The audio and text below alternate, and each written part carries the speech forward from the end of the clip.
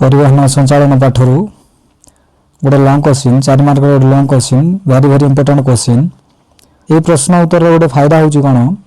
ना गोटे long question आम पढ़ा किंतु या भितर 10 टी ऊपर हमको एमसीक्यू रो उत्तर हमको मिल जिवो सेथिबाई या को हम स्किप करिया नहीं संपूर्ण भाव रे ही वीडियो को देखिबा एवं आर जो 6टा पॉइंट अछि ए 6टा पॉइंट को हम भलो भाबे मन रखिबा। प्रथम पॉइंट रे देखुछ हम कोन श्वासनळी रो अग्रभाग दुई फुसफुस मझिरे मध्य छदा उपरे सामान्य बाम को हृदपिंड अवस्थित। ठीक अछि कण ना श्वासनळी अग्रभाग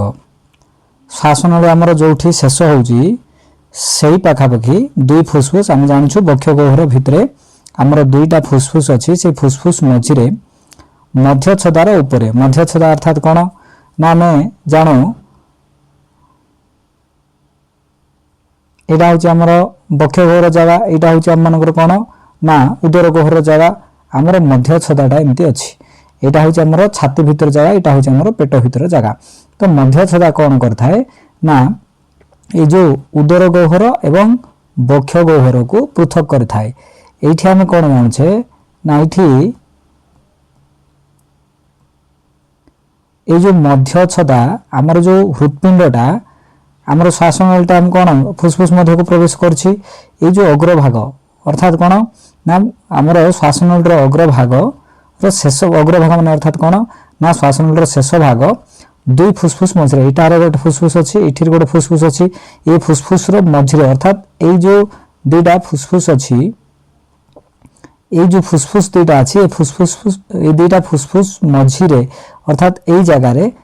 मध्य छदा ऊपर एटा होची हमनकर मध्य छदा ए मध्य छदार ऊपर को सामान्य बाम को अर्थात हमनकर हृदपिंडटा एई पाखरे अवस्थित दुई फुसफुस मझिरे मध्य छदा ऊपर को सामान्य टिके बाम को हमर हृदपिंड अवस्थित। 2 नंबर पॉइंट रे हम देखिबा जणे बयप्राप्त व्यक्तिंकर हृदपिंडर लंब वेरी वेरी इंपोर्टेंट मन रखा पड़ो 12 सेंटीमीटर ओसार 9 सेंटीमीटर वजन 250 रु 300 ग्राम अटे वेरी वेरी इंपोर्टेंट।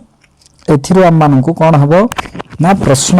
पचार थाए ऑब्जेक्टिव टाइप प्रश्न पचारिबो जणे बयप्राप्त व्यक्तिंकर हृदपिंडर लंब निम्नलिखित मध्यरु केते सेंटीमीटर अटे। तो लंबा होची हम मानकर ए जो हृदपिंड ये हृदपिंडर इटा होची हम मानकर लंब ये लंब होची 12 सेंटीमीटर एवं ओसार ए जो ओसारटा होची केते ना 9 सेंटीमीटर ओसार होची 9 सेंटीमीटर एवं ओजन होची 250 रु 300 ग्राम अटे। 3 नंबर पॉइंट रे देखिबा याहार रंग माटिया लाल ए हृदपिंडर रंग होची कोन ना माटिया लाल। 4 नंबर पॉइंट हृदपिंड रे रहिछि 4टी प्रकोष्ठ हृदपिंड हमर 4टा प्रकोष्ठ अछि हृदपिंड रे केटा प्रकोष्ठ अछि पचारिबो ऑब्जेक्टिव टाइप प्रश्न मनुष्य हृदपिंड रो प्रकोष्ठ संख्या केतेबा मनुष्य मानकर प्रकोष्ठ माने कोठरी बखरा इंग्लिश रे ताको बुझा को सहज हो रूम बोली करी कहा जाय आको हमें ओडिया रे प्रकोष्ठ बोली करी कहूचे 4 बखरा अछि हृदपिंड भितरे ऊपर दी प्रकोष्ठ को एठारा माने देखिबा एठी देखुछु एटा एटा होची गोटे एटा होची दुईटा प्रकोष्ठ जो कला कला बिंदु दिया होची जानबा पई एटा दुई जो प्रकोष्ठ अछि एई ऊपर दी प्रकोष्ठ को एटा ए दी प्रकोष्ठ ऊपर दी प्रकोष्ठ को ओलिंद बोली करी कहा जिवो बा ताको हमें एट्रियम बोली करी कहबा एवं एटा मध्ये कोन एट्रियम बा ओलिंद बाम आड़े एवं डाहाण आड़े अछि तो गोटे होची दक्षिण ओलिंद आ गोटे होची बाम ओलिंद एटा होची दक्षिण ओलिंद एवं एटा होची तुम मानकर बाम ओलिंद एठा लिखा होची लेवल करा होची ताको हमें देखिबा एवं चित्र मध्ये वेरी वेरी इंपोर्टेंट चित्र को हमें अंकन करिया पे सिखबा नामांकन चित्र अंकन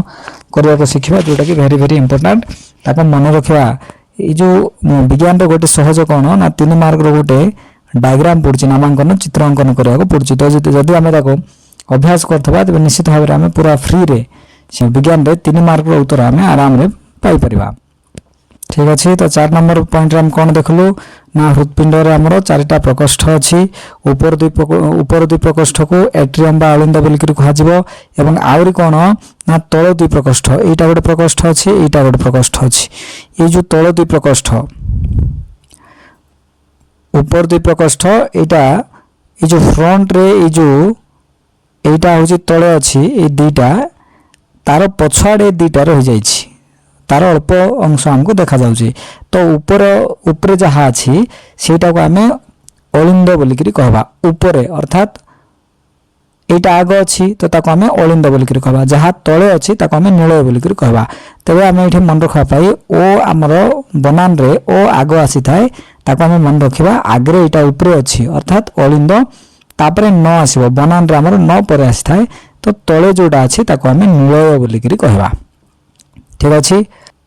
ऊपर दुई प्रकोष्ठ को अलिंद बा एट्रियम एवं तल दुई प्रकोष्ठ को भेंट्रिकल बा नीलय बोलिक कह जाए। ऊपर दुई प्रकोष्ठ को अलिंद बा एट्रियम बोलिक कह एवं तल दुई प्रकोष्ठ को भेंट्रिकल बा नीलय बोलिक कह जाए। एटा मध्ये सेमती बाम ओ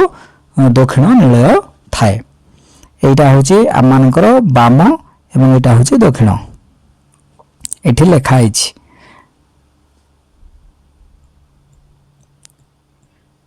5 नंबर पॉइंट रे कौन ना 5 नंबर पॉइंट रे आम देखुचु दक्षिण अलिंद सह ऊर्ध्व महाशिरा एटा होची आम मानकर दक्षिण अलिंद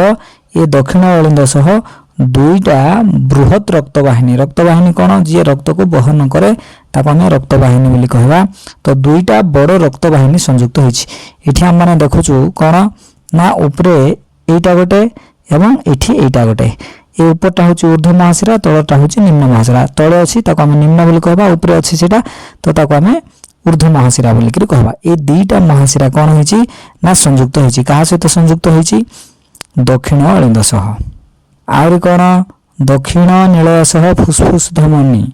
आम एठी अलिंद एवं नीलय कथा देखिले दक्षिण पार्श्व थिबा दुईटा प्रकोष्ठ कथा आम आलोचना करछे। अलिंद दक्षिण अलिंद सह किए ना ऊर्ध्व महाशिरा और निम्न महाशिरा संयुक्त होइछि एवं दक्षिण नीलय सह फुसफुस धमनी संयुक्त होइछि।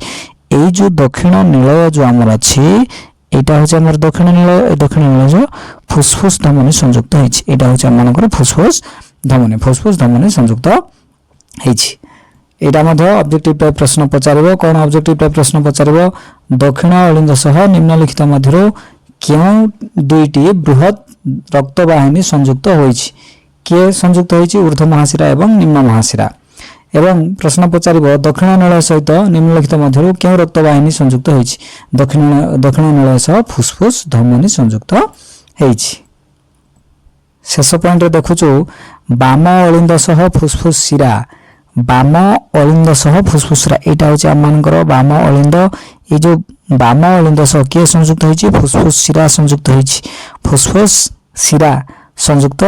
होइछि एवं बाम नीलय सह बाम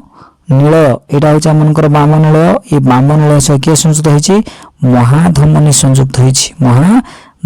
संयुक्त होइछि एठी लेखा होइछि महाधमनी संयुक्त होइछि एठी दर्शा जाइछि महाधमनी संयुक्त होइछि। एटा थिला मानकर गोटे very important long question heart human heart विषय तार बाह्य गठन विषय आम आलोचना कले एठारो बा एई प्रश्न रो आम मानकर अनेक गुडे एमसीक्यू क्वेश्चन बा ऑब्जेक्टिव टाइप प्रश्न आसीबो